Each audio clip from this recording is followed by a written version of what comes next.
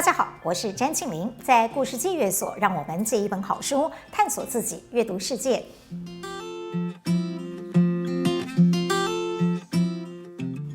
再惜烧酒，我还有冰箱里的蓝莓与烟。乍看这个书名，很容易联想到韩剧。没错，这位韩国代表性的新生代作家朴相映的小说，看起来就跟韩剧一样，引人入胜，娱乐性十足。它非常的好看、好读，风格轻快诙谐，可是跟我们一般熟悉的文青风又不太一样。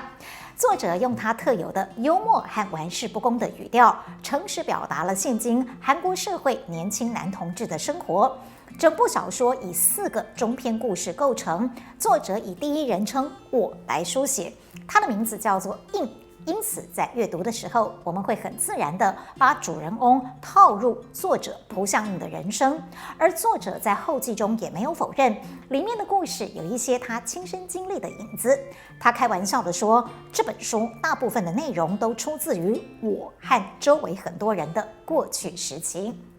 4个故事是4个时期，每个阶段都有1、2个跟主角情感关系密切的人物，像是当作书名的第1篇当中的再妻，就是主角大学时期最好的异性朋友，而所谓的烧酒、蓝莓与烟，指的是这2个好朋友因缘际会展开同居生活时，彼此共同拥有，还有他们交流情感的重要物件。可想而知，这个故事的核心是友情，一个异性恋者和一个同性恋者在共同度过了放纵荒唐而相互扶持的大学生活之后，原本看起来完全不受社会道德制约的再惜，终究和社会大多数的女性一样，燃烧完青春就不可避免地接受了传统的社会规范，选择一份稳定的工作和一个普通的男人度过人生。故事的场景从婚礼开始，是非常巧妙的安排，隐喻了主角的惆怅和他满满的不可能再回来的青春。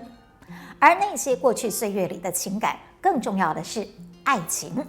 我觉得在作者笔下，爱情就只是爱情本身而已，是纯粹而中性的。第2篇也是他得奖作品之一的《一片石斑宇宙的味道》里面的爱情，盲目真切又无法自拔。当我看到他写，虽然能见到他的时间只有凌晨的几个小时，但我的一天却因那短暂的时间而变得完美。我没能和他见面的其余时间，我还是想着他在哪里做什么。看，这就是爱情啊！结局或许并不意外，跟世间男女的分分合合也差不多，但我们可以在里面看到同性和异性的爱情在本质上并没有两样。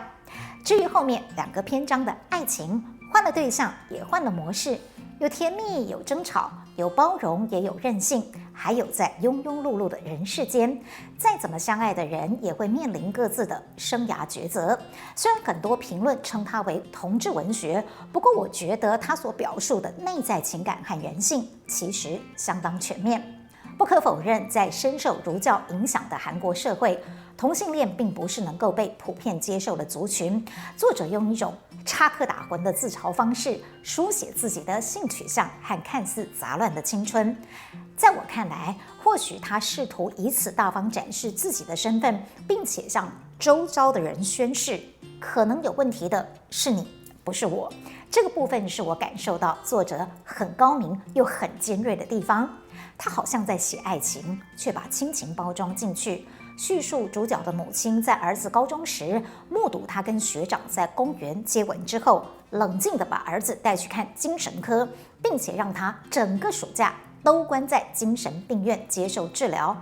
妈妈是虔诚的资深基督徒，相信同性恋是一种偏差，是可以透过治疗矫正的毛病。但作者很调皮，借用出院的时候精神科医师的结论，需要治疗的不是你，而是你妈妈，来表达观点。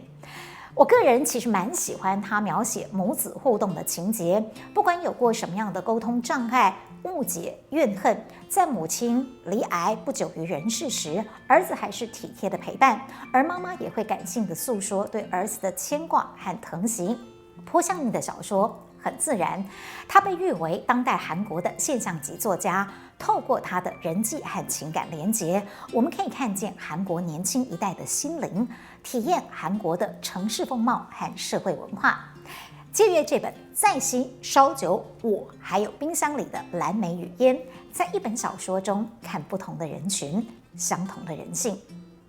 一部属于千禧世代的小说，让我们重新相信爱情。再惜烧酒我还有冰箱里的蓝莓与烟。